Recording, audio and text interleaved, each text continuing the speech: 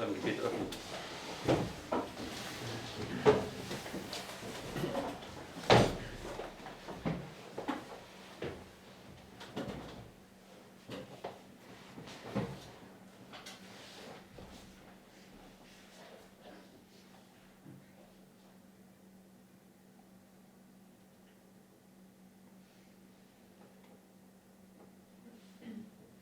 Dear Heavenly Father, Lieber himmlischer Vater, I want to thank you for this morning and that your grace is new every morning.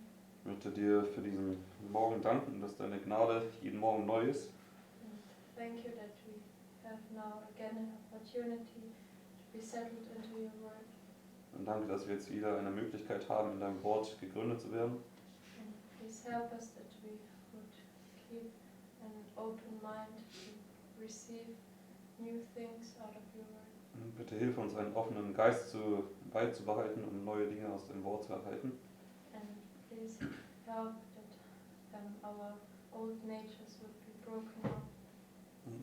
Und bitte hilf, dass unsere alte Natur aufgebrochen wird. And that you can help us that we would always choose the way of life. Dass du uns helfen kannst, dass wir immer den Weg des Lebens wählen mögen. And please bless also now Brother Mark and Brother Lawrence Und bitte segne jetzt auch Bruder Mark und Bruder Lorenz. and everyone who is watching Und class jeden, der jetzt diese Klasse zuschaut. and also us here who are present. Und auch uns hier, die wir hier gegenwärtig sind. And please lead us through your Holy Spirit that your truth would be made clear to us. Und bitte führe uns durch deinen Heiligen Geist, dass deine Wahrheit für uns deutlich gemacht wird. In Jesus' name. Amen. In Jesu Namen. Amen.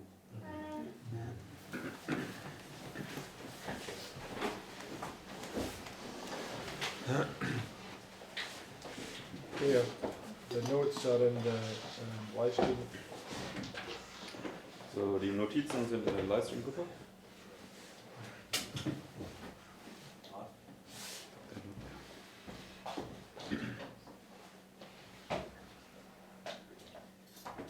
They're not there? Mm. There's something wrong with my computer downstairs and I put them in there this morning. Okay, one sec, we'll try here. Also die Notizen sind irgendwie nicht angekommen bisher.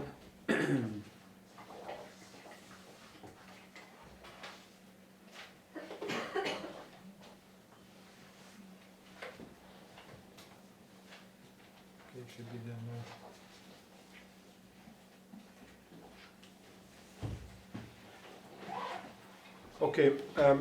Okay, before we go into the notes, I just want to make a correction to something. Und bevor wir mit den Notizen weitermachen, möchte ich noch etwas korrigieren. Okay, I first started looking at these trumpets a few weeks back. Also ich habe diese Posaunen vor ein paar Wochen mir angefangen anzuschauen. And specifically the last three. Und ganz besonders die letzten 3 Posaunen. We always used to understand it that the 606, when the fifth trumpet began, the woe part began with the 5 months of 150 years. Wir haben immer verstanden, dass 606, als die 5. Posaune anfing, dann war dieser Teil dieser Wehe immer diese 150 Jahre. But and I had no problem. I understood it that way for years. Und ich habe diese Sachen auch so für Jahre dann auch verstanden. But when I was going through many of the pioneers' writings, they were writing that when the fifth trumpet began, it was the woe, and they were. I mean, from the impression I got, that the fifth, sixth, and seventh trumpet was the 3 woes. Und als ich dann mir aber die Pionierschriften durchgelesen habe, da habe ich dann in vielen Schriften gelesen, dass sie gesagt haben, dass die erste Wehe schon mit der 5. Posaune anfängt. Und so hatte ich dann den Eindruck gewonnen, dass letztendlich die 5., 6. und 7. Posaune auch die 1., 2. und 3. Wehe ist. And when you look on the 1843 chart, it doesn't actually tell you anything in regards to that. It just marks 606 fifth trumpet, then it says sixth trumpet, second woe for the second angel. Also, und wenn du dir die 1843er Karte anschaust, da sagt es dann auch nicht viel. Du sagst halt fünfte Posaune, erste Wehe, sechste Posaune, zweite Wehe. Und You finished? Yes. Okay, but when you look on the 1850 chart, there was it. So it actually says it on there, and I never noticed that. So aber wenn du dir die 1850er Karte anschaust, dann steht das da sogar auf der, draufgeschrieben auf der Karte. okay, so Also, dass die erste Wehe 1299 anfängt. now I will come back to this topic and just re-clarify those points. But it actually, I'm actually for me, it's much easier in my mind if it's like that because it helps with something else that I thought I understood. Und ich werde dann noch drauf zurückkommen in den zukünftigen Studien. Und das ist aber, wenn das so ist, dass die erste Wehe dann erst 1299 anfing, ist das eigentlich dann einfacher für mich, die anderen Dinge in meinem Verstand zusammenzubringen. Okay, so it just basically means that the trumpets, or should I say the woes, at least at the moment from what I understand, are actually in the Sunday law crisis, whereas when the sixth trumpet or the fifth trumpet begins, it's in the time of peace, and that's how I understood it before. Das würde dann zeigen, dass letztendlich diese Wehen hier in dieser Sonntagsgesetzkrise sind, wohingegen die fünfte Posaune dann hier schon in der Zeit des Friedens anfing zu posaunen, und so hatte ich das auch vormals Okay, eigentlich but verstanden. I will come on to that tomorrow. We'll just make sure that we Aber ich see werde that. das dann morgen nochmal aufgreifen und sicherstellen, dass wir das alles dann richtig verstehen. Okay. Did you just post all those quotes in German? No. I posted them all this morning downstairs on my laptop, on my computer, and I don't know why they've not come up here. So anyway, what I want to do this morning is in the 7 plagues, Also in den 7 Plagen, right here you have the papacy getting a deadly wound, right? da haben wir ja hier, dass das Papsttum eine Todeswunde bekommt. And basically, the point I want to make is that right here they make a death decree. Und hier bei der 6. Plage machen sie dann ein Todesdekret. So, what I want to do is I want to put some things in place, the structure to clarify this time period right here. Was ich jetzt tun möchte, ist, ich möchte ein paar Dinge in dieser Struktur jetzt reinplatzieren, um diese Zeit dann hier deutlicher darzustellen. Okay, and you'll see what I mean as we go on. Just if you turn to Matthew 24. Ihr werdet sehen, dass wenn wir jetzt fortfahren, dass es dann deutlicher wird. Gehen wir jetzt zu Matthäus 24. And this is important so that we don't think that there's a contradiction here at this point. Und das ist wichtig, denn dass wir das verstehen, damit wir nicht denken, dass da irgendwie ein Widerspruch wäre in diesem Punkt. Okay, so Matthew 24, right, from verses 1 down to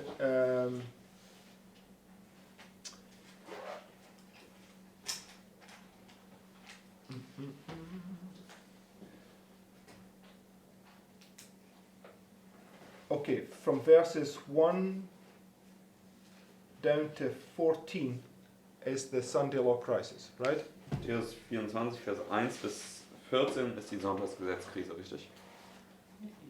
Yes? Okay. So, if we just take Matthew 24, 1 to 14, right? Takes you to the end, right?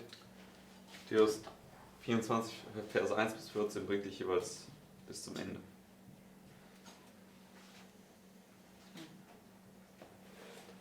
But then you come to verse 15, right? Aber dann kommen wir hier zu Vers 15. When ye therefore shall see the abomination of desolation spoken of by Daniel the prophet stand in the holy place, whoso readeth, let him understand, right? And when you just go to Luke 21 now, Jetzt zu Lukas 21. the same point. Da wird derselbe Punkt dann beschrieben. It's verse 20. Vers 20.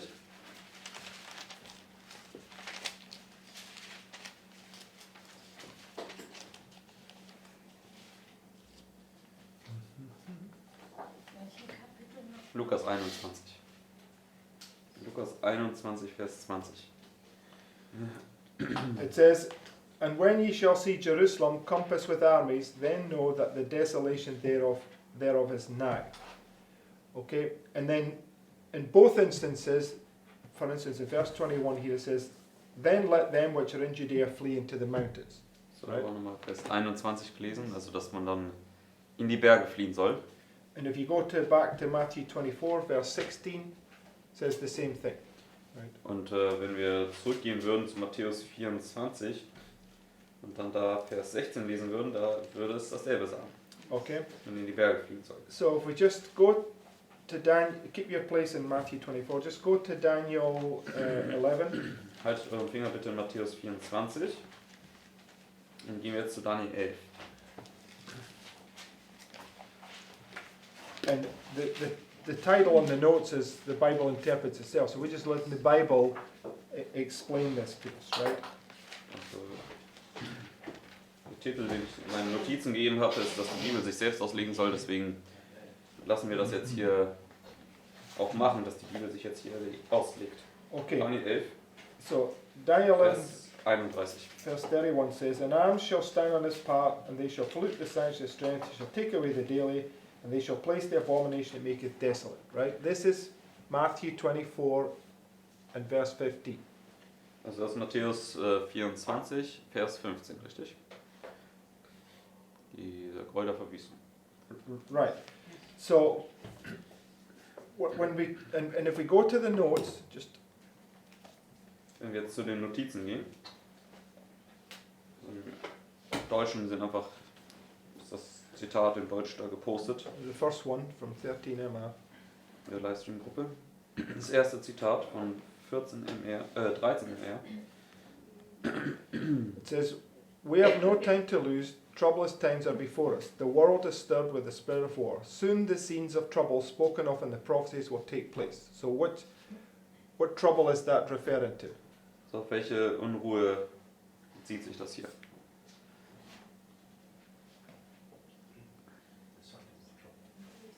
No, it's not referring to Sunday. Sorry? The 7 last plagues, right? Oder welche Trübsal, das ist sind die 7 letzten Plagen. The prophecy in the 11th of Daniel has nearly reached its complete fulfillment. Much of the history that has taken place in fulfillment of this prophecy will be repeated. In the 30th verse, a power is spoken of that shall be grieved and return and have indignation against the holy covenant. So shall he do, he shall even return and have intelligence with them that forsake the holy covenant. And it quotes Daniel 11 verses 31 to 36, right? Und es wird jetzt hier Daniel 11, Vers 31 bis 36 dann zitiert.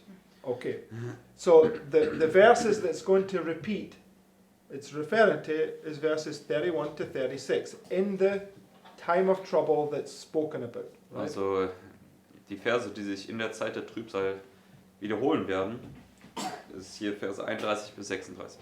Okay, next paragraph. Nächster Absatz. Scenes similar to those described in these words will take place. Verses 31 to 36, right?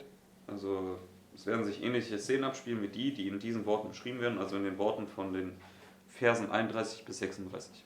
We see evidence that Satan is fast obtaining the control of human minds who have not the fear of God before them. Let all read and understand the prophecies of this book, for we are now entering upon the time of trouble spoken of, Daniel 12, 1 to 4. So the time of trouble that they're referring to is when Michael stands up, the 7 last plagues, right? Also diese Zeit der Not oder Zeit der Trübsal, wovon es hier gesprochen wird, ist dann Daniel 12, Vers 1 bis 4, die 7 letzten Plagen, wenn Daniel aufsteht. So go back to Daniel 11, verse 31. Gehen wir zurück zu Daniel 11, Vers 31. So Daniel 11, verse 31 to 36 was the time period that the papacy persecuted God's people, right? Daniel 11, Verse 31 bis 36 war ja die Zeitspanne, wo das Papsttum verfolgt hat. Okay, but we see that in Luke 21, verse 20, it's speaking about the time that pagan Rome ruled, right? Aber in Lukas 21, Vers 20 spricht es ja über die Zeit, wo das heidnische Rom geherrscht hat. And we know that when you parallel the time of Cestus to Titus with the papacy from 538 to 1798, they're both a symbol of the 1260, right? Wir wissen ja, dass wenn wir die Zeit von Cestius bis Titus parallel setzen mit der Zeitspanne, wo das Papsttum geherrscht hat, dann können wir ja sehen, dass es beides eine 1260 prophetisch gesehen ist. Okay, so, but the point I want to make, when you go back to Matthew 24, verse 15. Jetzt gehen wir zurück zu Matthäus 24, Vers 15. Now, I don't have this quote, I never thought to put it in here, but she has a quote where she takes this here, verse 15, when you shall see the abomination of desolation, spoken of by Daniel the prophet, right? Also ein weiteres Zitat, ich habe das leider jetzt vergessen hier reinzufügen, wo sie halt Vers 15 nimmt, von Matthäus 24. And it says, when you therefore shall see the abomination of desolation. Also wo dann steht, wenn du den Gräuel der Verwüstung dann stehen siehst. And she marks it as pagan Rome. Und sie markiert das als das heidnische Rom. She just takes that and she says that this is the time of Cestus when they surrounded Jerusalem, right? Sie nimmt das und sagt, das ist dann Cestius gewesen, als er Jerusalem umlagert hat. But the Bible clearly marks it as the time that the papacy ruled, right? Also die Bibel markiert das deutlich, dass es die Zeit ist, wo das Papsttum geherrscht hat. And we've just understood that these two stories, Christ was mingling these two events and they're to be brought together, right? Wir wissen, dass Christus in diesen beiden Geschichten hier diese Ereignisse zusammengebracht hat und wir müssen das zusammen verstehen. Okay, but if you just come down now, right, to verse 20. Wenn wir jetzt runtergehen zu Vers 20, also Matthäus 24, Vers 20. So when you see this abomination of desolation spoken of by Daniel the prophet, you're to flee, right? Also wenn du diesen Gräuel der Verwüstung stehen siehst, eine heilige Stätte, wie von Daniel geredet worden ist, dann sollst du ja flüchten. Verse 20. In Vers 20 sagt uns. But pray ye that your flight be not in the winter, neither in the Sabbath day. So now's the time, it's talking about a time when you're not to flee. Also jetzt spricht es hier über eine Zeit, wo du nicht flüchten sollst. Verse 21. Vers 21. For then shall be great tribulation, such as is not since the beginning of the world to this time, no, nor ever shall be. What does Sister White say that time of great tribulation is? Da sagt Ellen White, was war die Zeit der großen Trübsal? Der Drangsal hier. The 1260, Das war die 1260. right? Richtig? So, okay, so when we take verse 15, right? Ja, wenn wir jetzt hier Vers 15 nehmen.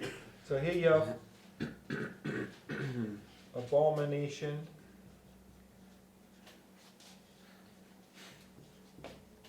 of desolation, spoken of by Daniel, the prophet. Also eine Gräuel der Verwüstung, der vom Propheten Daniel erwähnt ist. You're to flee, right? Da solltest du flüchten.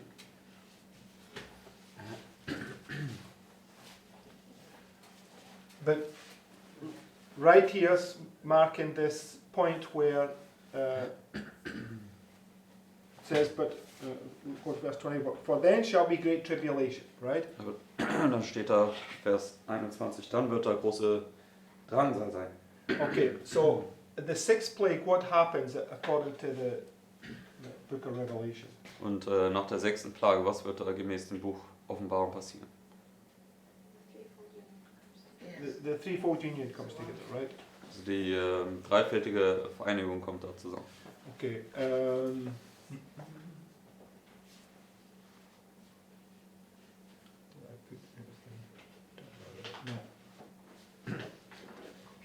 Okay, the point is, right here, you got the threefold union coming together, and this is where we understand they make the death decree, right? So you got threefold union. Also haben wir die dreifältige Vereinigung. Okay, and so what you would have here is 1260.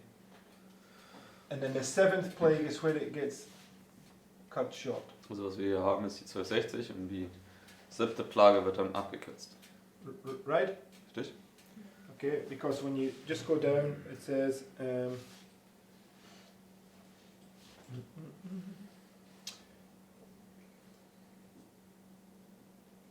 yeah, verse 22. Vers 22. And except those days should be shortened, there should no flesh be saved, but for the elect's sake, those days shall be shortened. Right? So those days get shortened right there. Also right? diese Tage, diese 1260 wird dort in der 7. Plage abgekürzt. Right? That's how we Richtig. understand. Right? Das ist ja, wie wir es verstehen. Now, the reason why I'm mentioning this is because if you go to, let's go to Daniel 11, verse 45. Gehen wir jetzt zu Daniel 11, Vers 45. Da werden wir jetzt den Grund sehen, warum ich das erwähnt habe. Und halte den Finger in Matthäus 24. Daniel 11, Vers 45.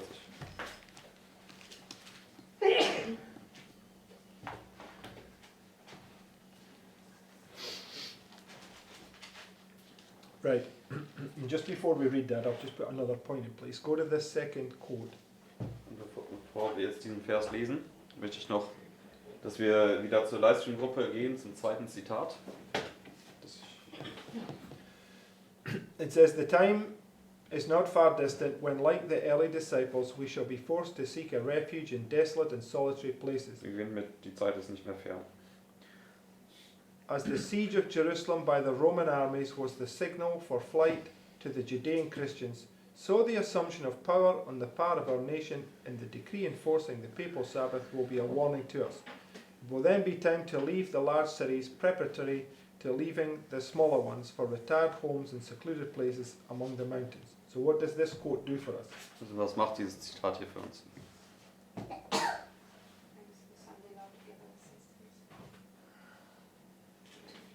It brings the point, the point is it brings verse 15 in Matthew 24 and verse 20 in Luke 21 and puts them at the Sunday law, right? Also das Zitat nimmt hier Cestius und setzt es an Sonntagsgesetz, also es nimmt folglich dann Vers 15 aus Matthäus 24 und Vers 20 aus Lukas 21 und setzt diese beiden Verse auch an Sonntagsgesetz.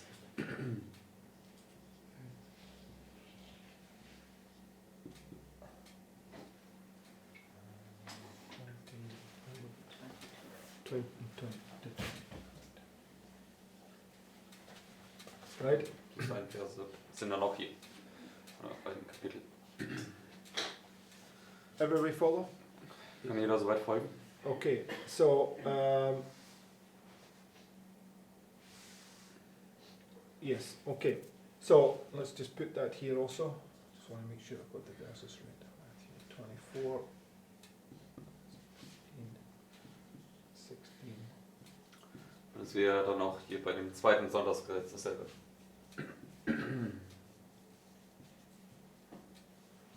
Now, Lawrence made this point last night that Daniel 12 is here, right, at the close of probation, Daniel 12:1. Also gestern Abend haben wir den Punkt gemacht, dass Daniel 12, Vers 1 hier am Ende der Gnadenzeit ist. But it can also be here, depending on how you're using the verses in Daniel 11, right? Aber es kann auch hier bei der 7. Plage sein, abhängig davon, wie du jetzt die Verse in Daniel 11 anwendest. Because the verses in Daniel 11 have an application in the Sunday law, but they also have an application in the 7 last plagues. That's what we're looking at the moment, right? Weil die Verse ja in Daniel 11 haben eine Anwendung im Sonntagsgesetz oder in den 7 letzten Plagen. Das ist ja, was wir uns jetzt gerade hier anschauen. But we're taking them now and we've just marking it here that Matthew 24, verse 15 is also applied in the Sunday law, right? So that's the verses that are also in Daniel 11, right? Wir haben jetzt hier diese Verse genommen aus Matthäus 24, Vers 15 und Lukas 21, 20 und setzen sie auch hier ins Sonntagsgesetz. Und das ist ja auch, was wir in Daniel 11 beschrieben finden. Okay, because Matthew 24, verse 15, when you shall see the abomination spoken of by Daniel, right? In Matthäus 24, Vers 15 sagt er, dann, wenn ihr den Gräuel der Verwüstung an heiliger Stätte stehen seht, von dem durch den Propheten Daniel geredet worden ist. Right, Das so, ist Daniel 11, Vers 31. and it's speaking about the 1260 from 538 to Und 1798. das spricht über die 1260 von 538 bis 1798. Okay, but okay, so just keep that thought a minute. And what it does is it brings you down to the end of the 1260 here at the close of probation. Und halte den Gedanken bitte. Und das bringt uns dann hier ans Ende der 1260, dem Ende der Gnadenzeit. So Daniel 11:45 is the end. Right? Daniel 11, Vers 45 ist dann das Ende hier. It says, and he shall plant the tabernacles of his palace between the seas and the glorious holy mountain, yet he shall come to his end, and none shall help him. Who's that referring to? Das haben wir in Vers 45 gelesen. Auf wen bezieht sich das jetzt hier? Okay, the king of the north, but the king of the north is more than one entity. Who specifically is it referring to? Also König des Nordens, aber ein bisschen genauer bitte.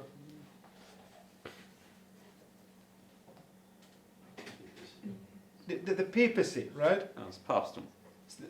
It's the papacy that's been punished, right? Das ist das Papsttum, was hier bestraft wird. Just go to Revelation 17. Dann gehen wir dazu zu Offenbarung Kapitel 17. Offenbarung 17.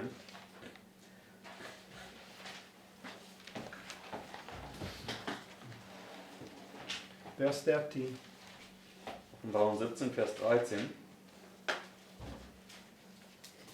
Let's begin with verse 12, sorry. Oder lass uns schon in Vers 12 anfangen. And the 10 horns which thou sawest are 10 kings, which have received no kingdom as yet, but receive power as kings 1 hour with the beast. These have one mind, and shall give their power and strength unto the beast. These shall make war with the Lamb, and the Lamb shall overcome them, for he is Lord of lords and King of kings, and they that are with him are called and chosen and faithful. Verse 15. Vers And he 15. saith unto me, the waters which thou sawest where the horse sitteth are peoples and multitudes and nations and tongues. And the 10 horns which thou sawest upon the beast, these shall hate the whore, and shall make her desolate and naked, and shall eat her flesh and burn her with fire. For God hath put in their hearts to fulfill his will, and to agree and give their kingdom unto the beast, until the words of God shall be fulfilled. Bis Vers 17. And the woman which thou sawest is that great city. So it's this great city Babylon, the woman that's Vers been 18. punished, right? Das ist also diese große Stadt, diese Frau, Babylon, die dann bestraft wird. Okay? Okay. So the point is, the argument that's been brought up, and I also recognize it, is right here. If the woman is being punished, she can't be ruling here, right? Das Argument, was ja aufgebracht worden ist und was ich auch selbst eben zustimme, ist, dass wenn die Frau ja hier bestraft wird, dann kann sie hier in dieser nächsten Zeit erstmal nicht regieren. Right?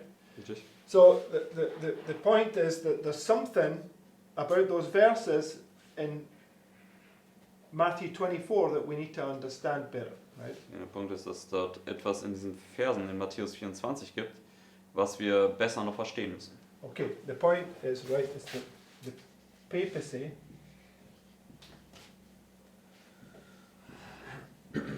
falls at the end, right? Der Punkt ist, dass das Papsttum ja hier am Ende fällt.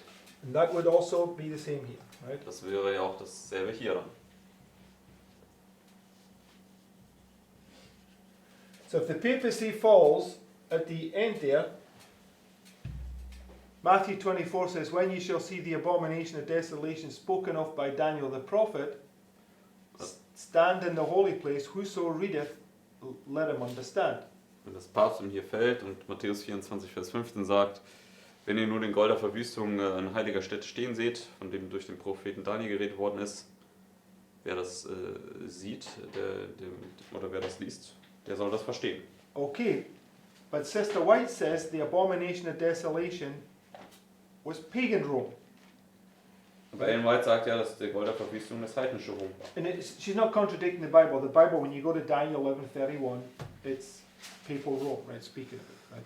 Und sie widerspricht natürlich nicht der Bibel, dass wenn Daniel 11, Vers 31 da vom Groll der Verwüstung die Rede ist, dann ist ja das päpstliche Rom. Just go to Daniel 8. Gehen wir aber jetzt zu Daniel 8.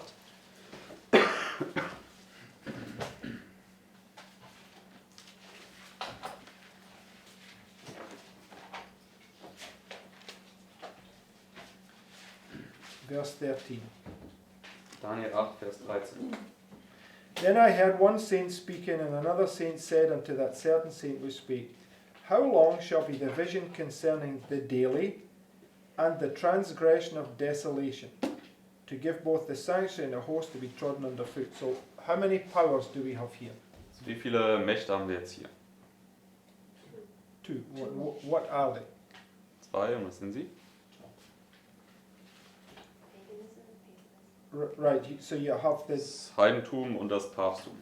the pioneers understood these were two desolating powers, right? Die Pioniere haben verstanden, dass das hier 2 verwüstende Mächte sind. The daily desolation and the transgression of desolation. Also einmal diese tägliche verwüstende Macht und dann diese übertretende verwüstende Macht. Just so in here in verse 13 it calls the papacy the transgression of desolation. Und hier in Vers 13 wird in der King James das zumindest so genannt, wird die Übertretung der Verwüstung genannt. Im Deutschen steht da irgendwie der verheerende Frevel oder sowas. Okay, but in Daniel 11 verse 31 Aber in Daniel 11, Vers 31 it calls the papacy the abomination that maketh desolate, right? wird das Papsttum als dieser Gräuel, der verwüstet, beschrieben. And but it also mentions that, I think it's in Daniel 12, is it? Yes. Das ist Vers 11. Mhm. Vers 11. Yes. And- Und auch in Daniel 12, okay, and here's these two powers again, verse 11. Daniel 12, Vers 11. And from the time that the daily desolation shall be taken away, and the abomination that maketh desolate set up, there shall be 1,290 days. Right? Und von der Zeit, wo diese tägliche verwüstende Macht weggenommen wird und dann der Groll der Verwüstung aufgerichtet wird, sollen 1290 sein. So it's marking these two desolating powers, right? Markiert also diese 2 verwüstenden Mächte. And Sister White, Also in Daniel 9.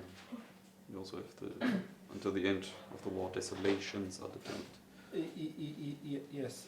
Yeah. Also auch in Daniel 9 hat man dann auch diesen Ausdruck, dass bis zum Ende des Krieges die Verwüstungen plural bestimmt sind. Okay, in fact, go to Daniel 9, verse 27, because this will help us to understand this. Gehen wir jetzt auch nochmal zu Daniel 9 und dann lesen wir Vers 27. It says, And he shall confirm the covenant with many for 1 week, and in the midst of the week he shall cause the sacrifice and the oblation to cease, and for the overspreading of, what does it say? 2 abominations, right? Und für das Übermaß an Gräueln, im Deutschen ist das nicht so übersetzt, aber im Englischen. Okay, but in Also es English, sind 2 Gräuel. in English it says abominations, plural, right? Da steht also Gräuel, aber im Plural. He shall make it desolate, even unto the consummation that determined shall be poured upon the desolate, right? So the point is that these overspreading, these 2 abominations, it's referring to there, right? Das Übermaß an Gräuel. Das sind aber jetzt im Englischen wird hier Gräuel im Plural genannt. So you've got the daily is an abomination, and the transgression of desolation is also an abomination, right? Also das tägliche ist ein Gräuel vor Gott, aber auch die Übertretung der Verwüstung ist auch ein Gräuel. Okay, so go back to Matthew 24 then. Jetzt zurückgehen zu Matthäus 24.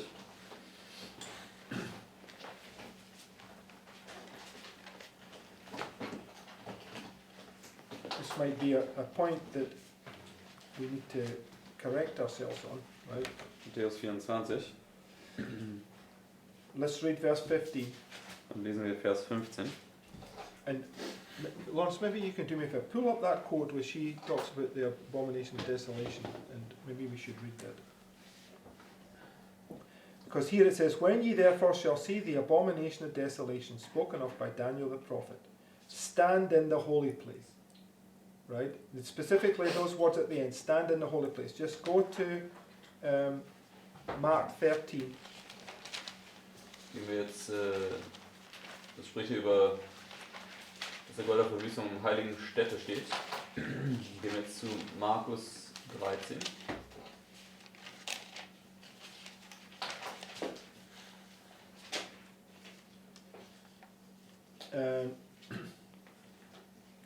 Verse 14. Vers 14. It says, "But when ye shall see the abomination of desolation spoken of by Daniel the prophet, standing where it ought not, let them that readeth understand, then let them that be in Judea flee to the mountains."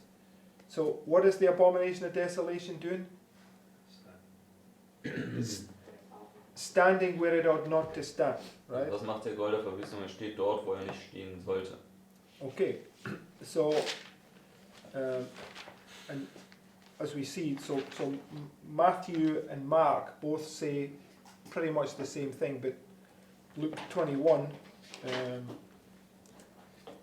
Matthäus und Markus sagen so ziemlich dasselbe, aber Lukas 21. Verse 20 says, "When ye shall see Jerusalem compassed with armies." Vers 21. So this quote will bring these thoughts together. So diese beiden Zitate bringen das dann zusammen. Okay.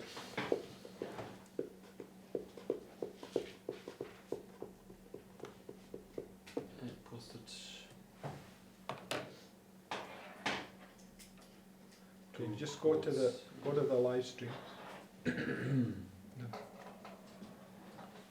Jetzt zur Livestream-Gruppe, da sind zwei Zitate. The last quote.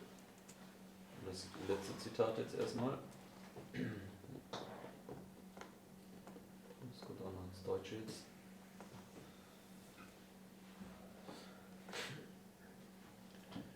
It says, Jesus declared, okay, excuse me, there's the German there now. It says, Jesus declared Das letzte Zitat. to the listening disciples the judgments that were to fall upon apostate Israel, and especially the retributive vengeance that would come upon them for the rejection and crucifixion of the Messiah. Unmistakable signs would precede the awful climax. The dreaded hour would come suddenly and swiftly, and the Saviour warned as follows: "When ye therefore shall see the abomination of desolation spoken of by Daniel the prophet stand in the holy place, whoso readeth, let him understand.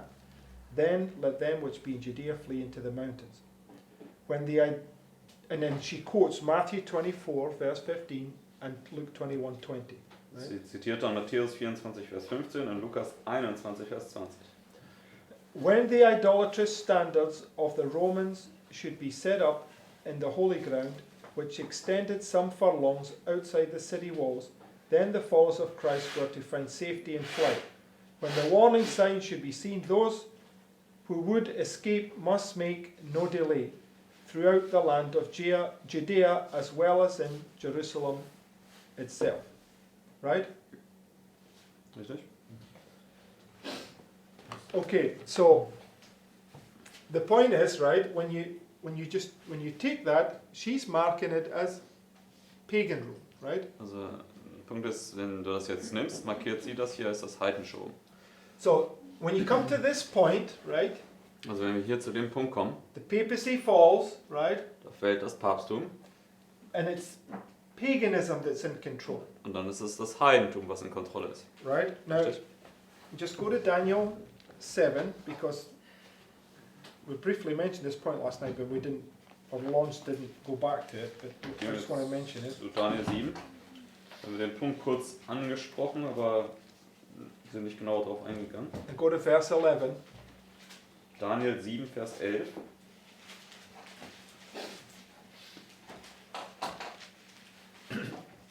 It says, I beheld then, because of the voice of the great words which the horn spake, I beheld even till the beast was slain, and his body destroyed and given to the burning flame. That's this point that we're talking about, right? Das ist jetzt hier dieser Punkt, den wir gerade besprechen. That's this point here. The papacy receiving its punishment. Das Right? ist dieser Punkt, wo das Papsttum jetzt seine Bestrafung bekommt. Okay, but look in verse 12. Aber lass uns jetzt Vers 12 anschauen. It says, as concerning the rest of the beasts, who's the rest of the beasts? Aber jetzt bezüglich der übrigen Tiere, wer sind die übrigen Tiere? The kings, right? Das sind die Könige. They had their dominion taken away, yet their lives were prolonged for a season and a time. You see that? Sehen wir das? Okay, and as I understand it, if you come to this point right here, Wie ich das verstehe, dass wenn wir jetzt hier zu diesem Punkt hier kommen, the kings, right? When you look at Nebuchadnezzar, for instance, what happens to him? wenn du dir die Könige dann anschaust, zum Beispiel Nebukadnezar, was passierte hier mit ihm? Yeah, the Egypt is also this tree. It's cut down, and the dew of heaven is fallen on it for this time period, right? Abgehauen, so wie auch zum Beispiel Ägypten. Und dann fällt der Tau des Himmels auf sie während dieser Zeitspanne hier.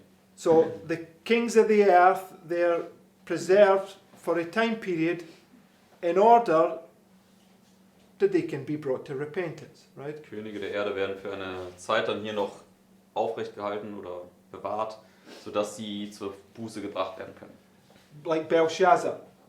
Genauso wie Belshazzar. Belshazzar had that opportunity to see, but what did he do? He come back the second time and he sets up a Sunday law again, right? Also Belshazzar hat hier die Möglichkeit gehabt, das alles zu sehen.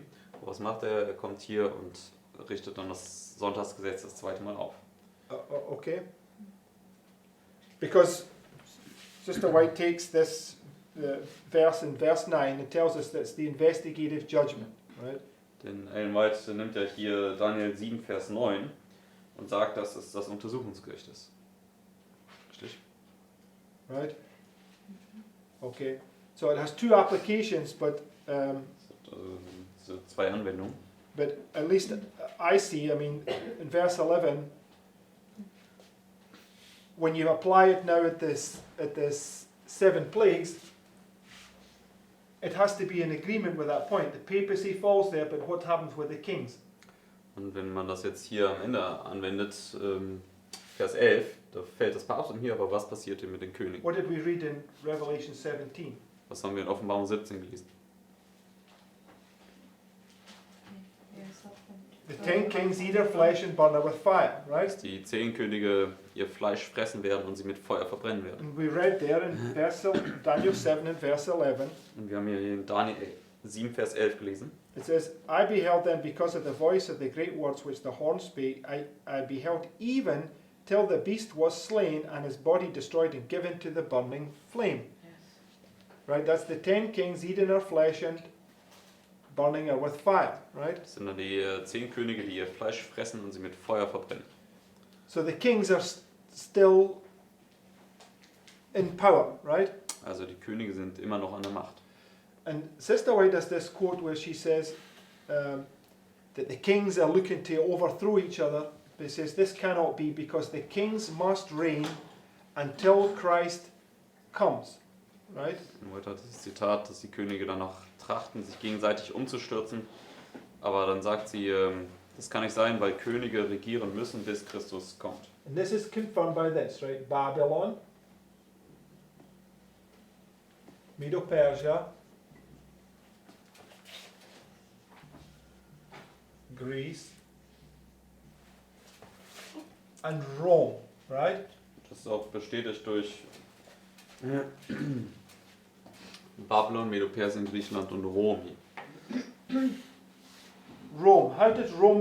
How many phases has Rome? Wie viele Phasen hat Rom? 2, right? So in history, what's the first phase? In der Geschichte, was ist die erste Phase? Pagan, right? Die erste Phase ist das heidnische Rom. So this is in agreement with what Sister White says this is, right? Das ist in Übereinstimmung mit dem, was Ellen White sagt hier über den Gräuel der Verwüstung. get my point? Können wir den Punkt verstehen? Okay, but when you come here, this would be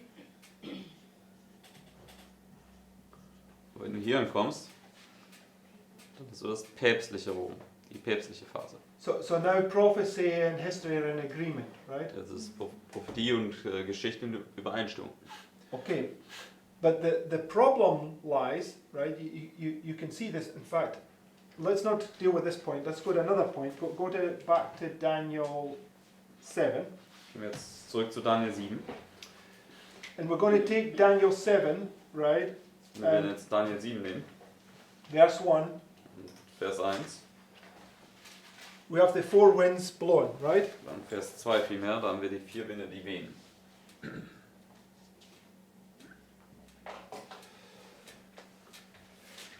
Right? But they are held. Aber die Right? werden dort auch gehalten. And you have these four beasts coming up out of the sea, Das sind right? dann die 4 Tiere, die aus dem Meer aufkommen.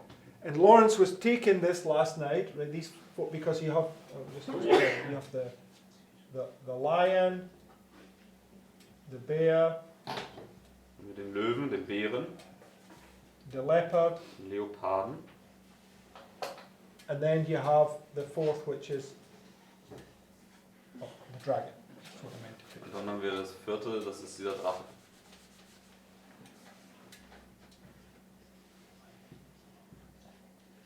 And the dragon was pagan Rome, right? In its Dra- two phases, or Rome in its two phases, Also der Drache war ja Rom in seinen 2 Phasen. right? Richtig? So, separated by that waymark, right? Das ist dann getrennt durch diese Wegmarke hier. And so, what's the point I'm trying to make here? Right, so when we take Matthew 24 and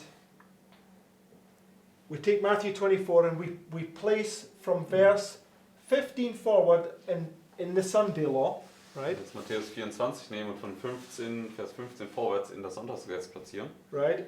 If we go back to, keep your place in Daniel 7, go back to Matthew 24. Also mit euren Finger hier in Daniel 7 gehen wir zurück zu Matthäus 24.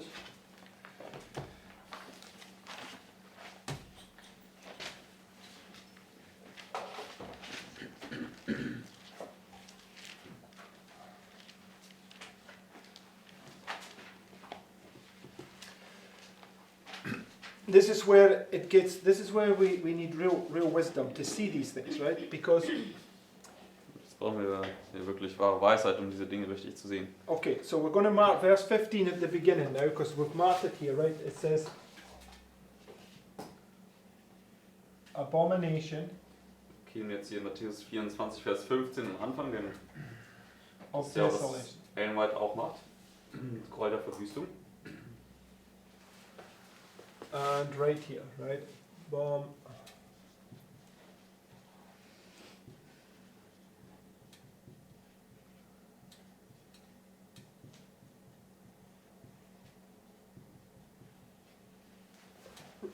Okay, and Ja, then Gräuel der Verwüstung. it brings you down to verse 20, right? Das führt dich ja hinab zu Vers 20. But pray ye that your flight be not in the winter, neither in the Sabbath day, for then shall be great tribulation. Right? And she specifically says that the great tribulation is 1260. Das ist Vers 21. Und Ellen White sagt ja sehr deutlich, dass die große Drangsal hier die 1260 ist. Which begins here. So here you have this 1260. Hier hätten wir dann diese 1260. In agreement with this, right? Und das wäre in Übereinstimmung hiermit. Right? Stimmt's? But point is when you get here, right? Before we go there, Revelation 13. What's Revelation 13? The beast coming out of the sea, an illustration of. Und wenn wir uns Offenbarung 13 anschauen, wo das erste Tier aus dem Meer kommt, was stellt das dar? The 1260, right? Stellt die 1260 dar. So what it does,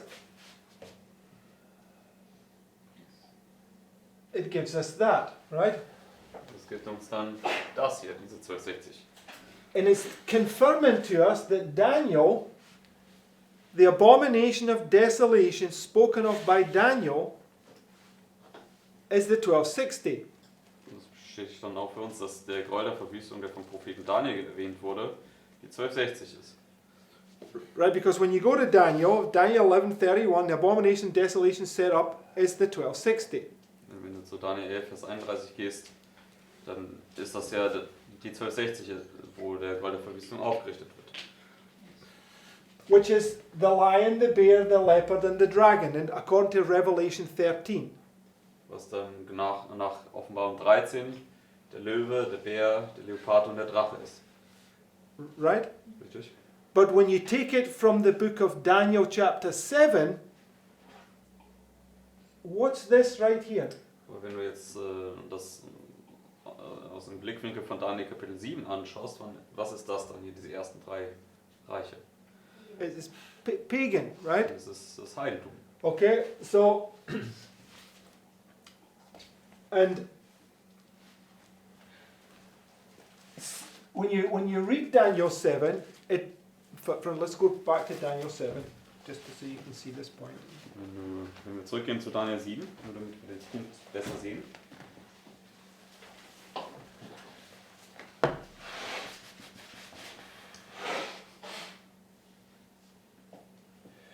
Now Daniel 7, verse 7.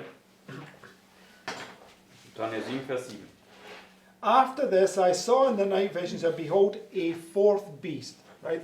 There's no fifth beast, there's only a fourth beast. Right? Da gibt es kein fünftes Tier, es gibt nur ein viertes Tier. It says, after this I saw in the night visions, and behold, a fourth beast, dreadful and terrible and strong exceedingly, and it had great iron teeth. It devoured and brake in pieces and stamped the residue with the feet of it, and it was diverse from all the beasts that were before it, and it had 10 horns. I considered the horns, and behold, there came up among them another little horn. Now we know, if we parallel Daniel 8 with Daniel 7, right? The 10 horns is a little horn. Also wenn wir Daniel 7 mit Daniel 8 vergleichen, dann sind die 10 Hörner auch ein kleines Horn. Right? So, when we going through these things, these chapters, they're all marking the beginning of the Sunday law, right? Und wir sind durch diese Kapitel ja hindurchgegangen. Die markieren ja alle den Anfang des Sonntagsgesetzes. Right? Now, I just want to remind you, right?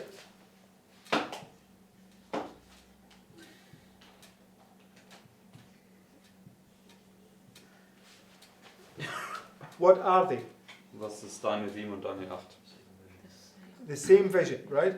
Sind dieselben Visionen. And we've been going through this, and you just need to compare them, right? The 4 horns that come up as the 4 heads, etc., right? And all the way down, right? Das ist einfach nur vergleichen. Zum Beispiel sind die 4 Hörner, die dort aufkommen, die 4 Köpfe. Und muss man einfach nur vergleichen. Okay, so, and when we go to 1 Samuel 17, verse 34, it says the lion and the bear is one, right? Und wenn wir auch zu 1. Samuel 17 gehen würden, da sagt es ja auch, dass der Löwe und der Bär eins sind. That's this 2-horned beast that you see in Daniel chapter 8, Das ist dieses zweihörnige Tier, was du in Daniel 8 siehst. right? And it's a parallel to Revelation 13, 1 to 4, followed by Revelation 13, 11 forwards, right? Und das wäre eine Parallele zu Offenbarung 13, Vers 1 bis 4 oder zu Offenbarung 13, Vers 11 und die folgenden Verse. Because Revelation 13, 1 to 4 is talking about this 4 beasts coming up out of the sea, right? In Offenbarung 13, Vers 1 bis 4 spricht er über diese 4 Tiere, die aus dem Meer aufkommen. That we know that this is an image of this, right? Wir wissen, dass das hier dann ein Bild hiervon ist. It's a copy, right? Das hier ist eine Kopie. And we know that Daniel 8 is a copy of Daniel 7. Wir wissen also, dass Daniel 8 eine Kopie von Daniel 7 ist. And this is the Sunday law, right? Und das hier ist das Sonntagsgesetz. Therefore, this is the Sunday law. Deswegen ist auch das hier das Sonntagsgesetz. And it just confirms that they're all an illustration of the Sunday law, right? Das bestätigt einfach nur, dass alle diese Kapitel hier eine Darstellung vom Sonntagsgesetz sind. Okay, but the point is that when you're in here, the lion, the bear, the leopard is an illustration of pagan Rome, but when you get to this beast right here, it's marking this great tribulation, right? Und hier, wenn wir zu Daniel 7 kommen, haben wir den Löwen, den Bären und den Leopard. Das ist also eine Darstellung des heidnischen Roms. Aber wenn wir hier hinkommen, markiert das also diese Zeit der großen Drangsal. Which is the abomination of desolation, right? Das auch der Gräuel der Verwüstung ist. But it sort of does the same here at the beginning, because how do you explain this, right? Because the abomination, desolation set up according to Sister White is pagan Rome, right? Aber das macht das auch hier, markiert das auch hier am Anfang schön, weil nach Ellen White ist ja der Gräuel der Verwüstung hier am Anfang das heidnische Rom. That's verse 15. Das ist Matthäus 24, It's in Vers 15. agreement with this thought, right? Das ist in Übereinstimmung mit diesen Gedanken hier. But the Great Tribulation, it says it's the 1260, right? Aber die große Drangsal, sagt es ja, ist die 1260. This part, right? Dieser Teil. Richtig? I don't know if you're seeing it's both, right? Das ist letztendlich beides. Because Daniel 7 is purely dealing with paganism when it's talking about these beasts coming up here, right? Also Daniel 7 spricht hier über dieses Heidentum, wenn es über diese ersten drei Tiere hier spricht. But Revelation 13 is dealing with papalism, right? Aber Offenbarung 13 spricht über das päpstliche Rom. So, okay, so if you take this now, right? Lawrence is saying that Daniel 7 would mark here, right? The four winds blowing, right? Also gestern haben wir auch noch den Gedanken markiert, dass die vier Winde hier dann wehen in den 7 letzten Plagen. Daniel 7. Abomination of desolation, papacy false, right? Gräuel der Verwüstung haben wir da markiert und das Papsttum fällt auch dort. So it has to be paganism, right? Deswegen muss es da dann das Heidentum sein. Babylon, Medo-Persia, Greece, right? Babylon, Mede, Persien und Griechenland. But when you get here at this point, it's the threefold union. Aber wenn du hier zu dem Punkt kommst, ist es dann diese dreifältige Vereinigung. And Matthew 24 confirms this, because Matthew 24 begins with verse 15, which she says is paganism and leads down to the great tribulation, right? So Matthäus 24, Vers 15 wird das ja markieren und bestätigen, dass hier erstmal der Gräuel der Verwüstung kommt und dass es das Heidentum ist. Und dann hast du hier die große Drangsal. has everybody followed, or have I completely confused everybody? Könnt ihr da folgen oder habe ich euch irgendwie zu sehr verwirrt? I can follow. What is it you're not following? What the real problem is with the abomination of desolation and what you're trying No, to say. the point is that if the papacy falls there, it can't immediately be set up there. It's been punished, right?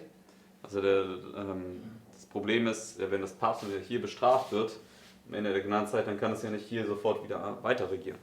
The point is, Matthew 24, if you just follow it in a chronology from here, it takes you all the way to here. Also wenn man Matthäus 24, das Kapitel chronologisch oder nach der Abfolge auslegen würde, dann würde das hier anfangen und dich bis zur 7. Plage hinabführen. Right? Richtig? So, Matthew 24 begins, Sunday law crisis, takes you down to verse 15, which says, abomination of desolation set up.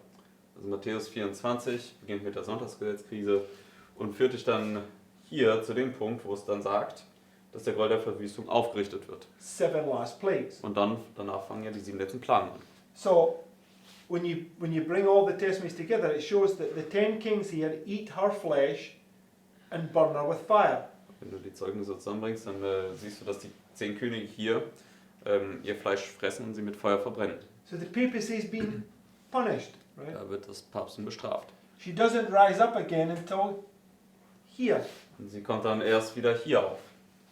And the abomination of desolation is on this point the pagan. That's why we read that quote, right? Und Read it in my brain. bei der Verwüstung, what was the question? Ob das Heidentum ist an der Stelle. Ja. Yes.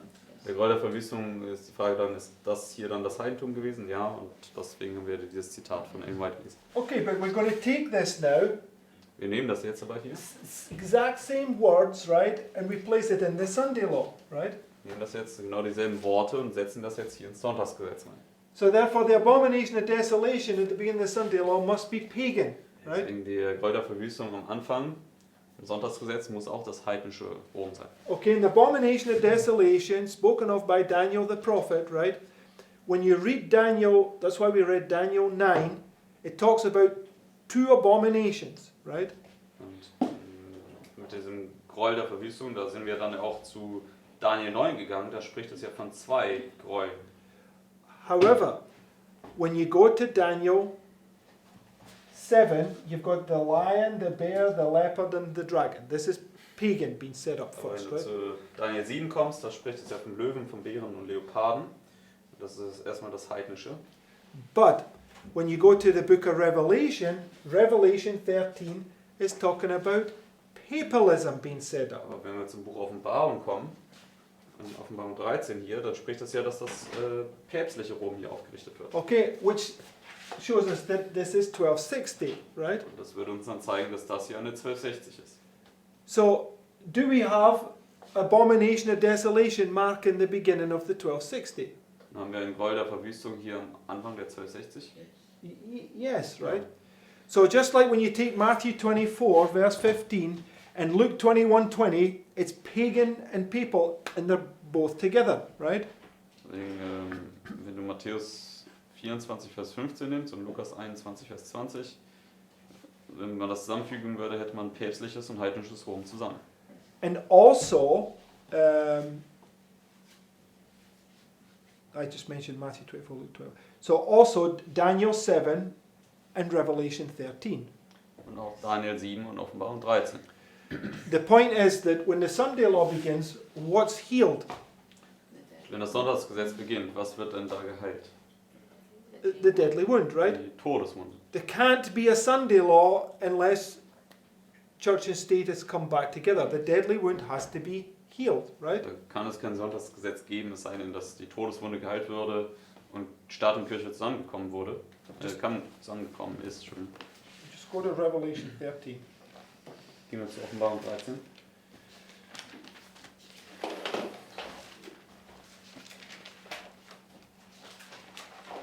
Verse 11. Offenbarung 13, Vers 11. And I beheld another beast coming up out of the earth, and he had two horns like a lamb, and he spake as a dragon. Right? Sunday law crisis. Das ist die Sonntagsgesetzkrise. Just let's read verse 12. Jetzt lesen wir Vers 12. And he exerciseth all the power of the first beast before him, and causeth the earth and them which dwell therein to worship the first beast whose deadly wound was healed. So when this beast speaks like a dragon, the deadly wound is healed. Also wenn dieses Tier wie ein Drache spricht, dann ist die Todeswunde geheilt. So when the deadly wound's healed, Wenn die Todeswunde geheilt ist, what was there before the deadly wound was healed? was war dann davor? Before the deadly wound was put in place. Was war denn davor da, bevor die Todeswunde zugefügt worden ist? Was healed. Sorry? That you was healed before. No. Before the deadly wound's healed, what was if the deadly wound was healed, what did the beast look like before the deadly wound was put in place?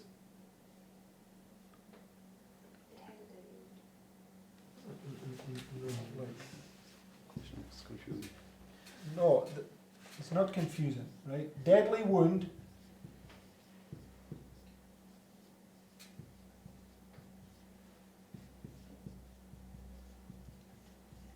Deadly wound healed. Also wir haben eine Todeswunde hier und dann eine Todeswunde dort, die geheilt ist. So there was something here that's now again here. Es gab etwas hier, was jetzt auch wieder hier ist. So it got a deadly wound, something happened. Now the deadly wound's healed, so whatever happened there has been put back in place there. Es hat eine Todeswunde hier bekommen, dass etwas passiert und was immer dann auch hier dann passiert ist, ist hier wieder eingesetzt worden. So if the deadly wound's been healed, whatever has been healed here is the same as what it was before this point. Also wenn die Todeswunde hier geheilt worden ist, ist es ja dann im gleichen Zustand zurückversetzt vor diesem Punkt, bevor es die Todeswunde bekommen hat.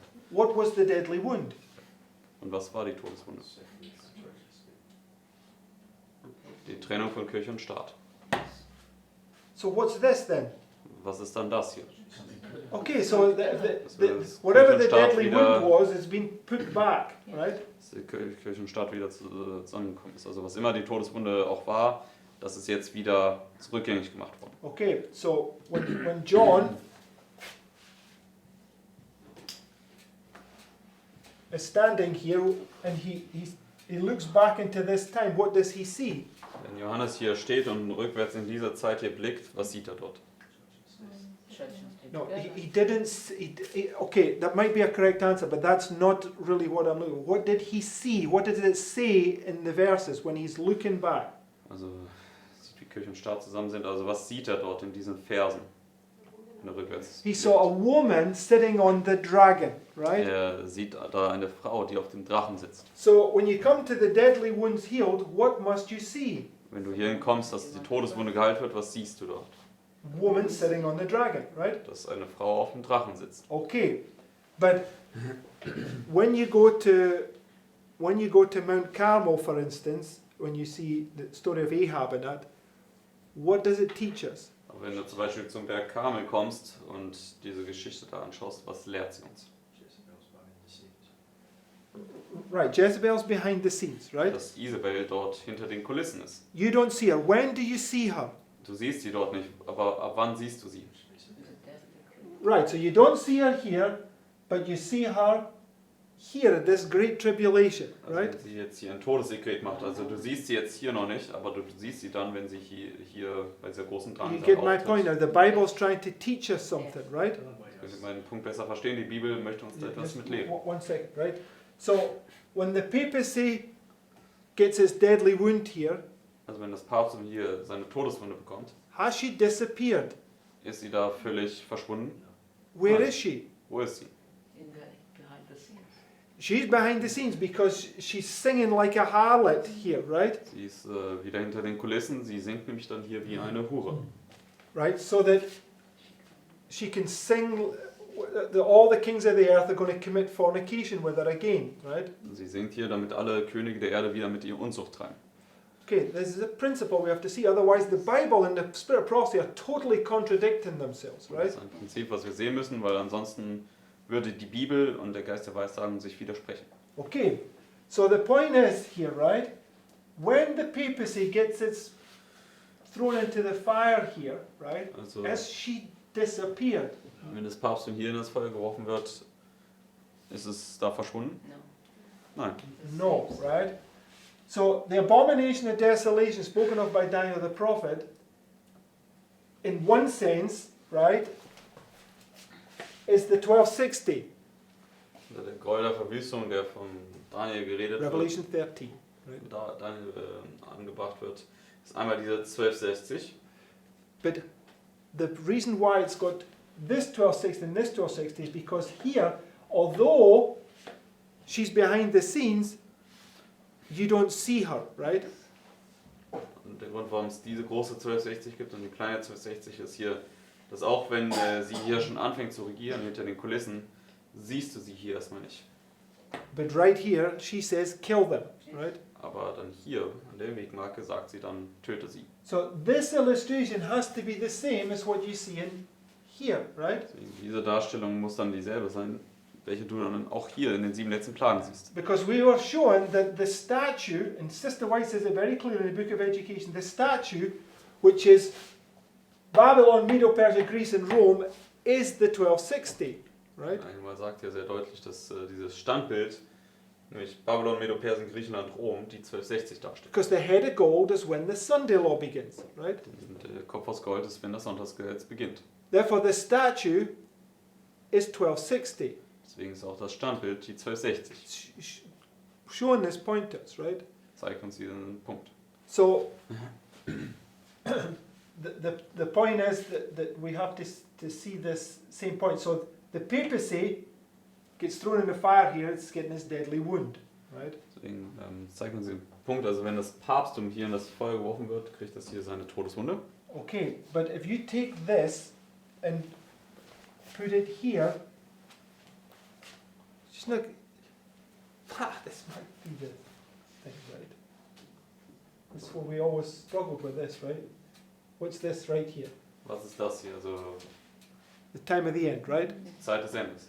But the deadly wound's not there, right? Weil die Todeswunde ist ja da nicht markiert. This might be why it's done this way, right? Aber das ist jetzt vielleicht, warum es hier so markiert ist. Right? So somehow it looks like she's got a deadly, but actually the deadly wound's healed, right?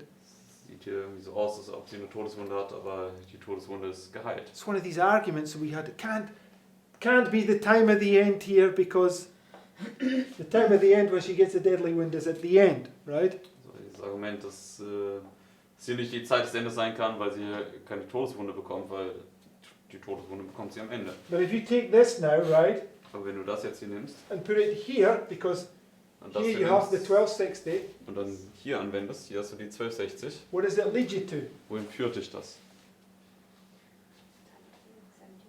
Which is the deadly wound. Zur Zeit des Endes 1798, was die Todeswunde ist. But she's not gone. Aber sie ist jetzt nicht hier weg. She's verschwunden. behind the scenes. Sie ist hinter den Kulissen And she's going to rise up again here, right? und sie wird hier wieder aufkommen. And that teaches you the same truth here. When you have the 1260, she gets a deadly wound. Es lehrt sich dann hier dieselbe Wahrheit, du hast diese 1260 und sie bekommt die Todeswunde. She's behind the scenes for 70 years, Sie right? ist hinter den Kulissen für 70 Jahre. Pops her head up again, right? Sie kommt hier wieder auf. But you still have to see it, right? When you see the abomination of desolation, and Ellen White's got this quote where she speaks about the Protestant sects. So they're the ones that forced pagan Rome to make a Sunday law, right at the beginning. It says, when you shall see the abomination of desolation spoken of by Daniel the prophet. And the point that I'm trying to make, right, it's both. Yes, no, Right, this is but behind the scenes. thing is, The point I'm trying to make is you see Protestantism. it's not talking about that. You've got You to don't see the papacy, but you see Protestantism making a Sunday law. That's you've got to see paganism. yes. And when you see paganism, you know then that papalism is there behind the scenes. That's the point, right? Was wir sehen müssen, ist halt hier der Protestantismus und wenn wir den sehen, wissen wir, dass das Papsttum hinter den Kulissen am Arbeiten ist. Right? Don't believe it. She's still there, right? Also glaubt nicht dem Anschein, denn sie ist immer noch da. The point is, all these things had to harmonize. Otherwise, it was like a total contradiction between the Spirit of prophecy and the Bible, right? Der Punkt ist, diese ganzen Dinge, die müssen harmonieren, sonst ist das ein Widerspruch zwischen der Bibel und dem Geist der Weissagung. And I don't know how many times we've had to realize that it's only through a correct understanding of the lines that you're able to harmonize these points, right?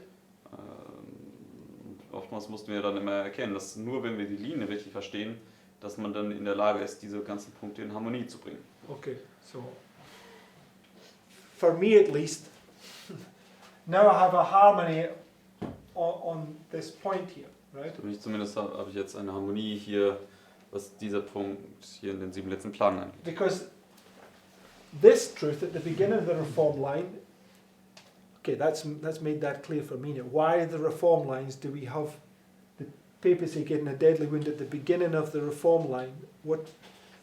How can you harmonize that when the Sunday law is immediately set up, right? Das ist zumindest jetzt für mich das klar geworden, dass man das jetzt harmonisieren kann, dass warum wir die Todeswunde am Anfang der Reform, die jetzt von Miller hier markiert haben, Und wo you mark it at the beginning and I'm saying, how is it on the reform lines we can have the deadly wound at the beginning of the reform line when the reform line marks the Sunday law where it's been set up? also die Frage war ja, wie können wir die Todeswunde hier am Anfang der Reform hier markiert haben, wenn es doch das Sonntagsgesetz markiert, was hier aufgerichtet wird. Okay, it's a puzzle, right? Yes. Das ist ein Puzzle, richtig? But you get my point now. Aber ihr könnt meinen Punkt nachvollziehen, richtig? So, in one sense, when you go to the Bible, the abomination of desolation is the 1260, but in another sense, if you go look closely at it, and Sister White parallels it with Luke 21:20, which is pagan Rome. Also in einem Sinne ist hier diese goldene Verwüstung dann hier diese 1260, aber wenn du dann schaust bei Ellen White, dann vergleicht sie das mit Lukas 21:20, was das heidnische Rom ist. Okay, history and prophecy are in agreement, right? Dann ist Geschichte und Prophetie in Übereinstimmung. And it's also no accident that the abomination of desolation, when it's speaking about pagan Rome, is also 1260, and it ties them both together. Und es ist auch kein Zufall, dass der Gold der Verwüstung, wenn es darüber gesprochen wird, die 1260 ist und das bringt das beides zusammen. Like for instance, Sestes to Titus is 1260, and 538 to 1798 is 1260. Das heißt, das bis Titus ist 1260 und 538 bis 1798 ist 1260. So the only way you really wrap your head around is go, draw the line out, put all the pieces of the puzzle in place, and pray, and you will see it, what I'm getting. Die einzige Möglichkeit, wie man das wirklich verstehen kann, ist wirklich da, das selbst aufzuzeichnen, durchzustudieren, zu beten und dann kann Gott einem helfen. Okay, for me, there's 2 points that have been bugging me for a long time, are now clear in my mind. Und für mich sind jetzt 2 Punkte, die wirklich mich gewurmt haben für einige Zeit, jetzt klar geworden in meinem Verstand. And that's this point about the deadly wound at the beginning of the time of the end, Das right? ist aber dieser Punkt über die Todeswunde hier am Anfang der Zeit des Endes And this point, right? und dieser Punkt hier. And it's so nice because you can take this and just lay it on this, right? Das ist schön, wenn man das jetzt hier nehmen kann und darauf legen kann. Right.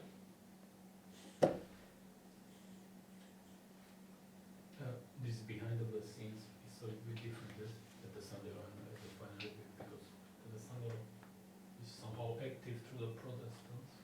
Yeah, but you don't But see the her. final review, She's always active, but you don't see her. This is the point. Also dann muss das aber irgendwie ein bisschen anders sein, wenn sie hinter den Kulissen ist, weil da ist sie aktiv in dem Sinne und da hat sie diese Todeswunde bekommen.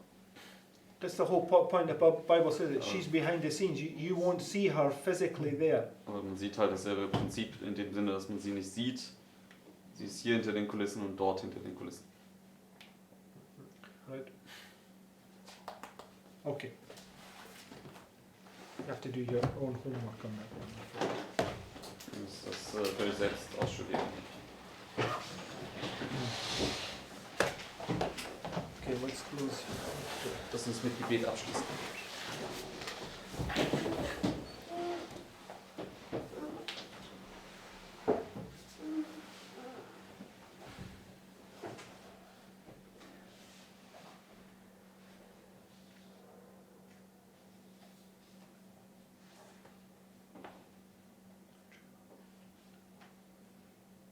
Dear Heavenly Father, Lieber himmlischer Vater, thank you that you help us to see the structure more clearly. danke, dass du uns hilfst, die Struktur klarer zu erkennen. Lord, we see what deception is coming on the world, Wir sehen, welche Verführung über die Welt kommt, but your word stands fast. aber dein Wort bleibt bestehen. And we thank you that you allow us to see these things before they come to pass. Danke, dass du uns hilfst und erlaubst, diese Dinge zu sehen, bevor sie eintreten, So that we can prepare and help others to see these things. sodass wir uns vorbereiten können und anderen helfen können, diese Dinge auch zu sehen. Please help us that these things might humble us and make us truly faithful. Und bitte hilf, dass diese Dinge uns demütigen mögen und uns wirklich treu machen. And please, Lord, bless this preparation day, Und bitte segne diesen Vorbereitungstag, that we can enter into your rest. dass wir in deine Ruhe eintreten können. I thank Danke dir im Namen Jesu.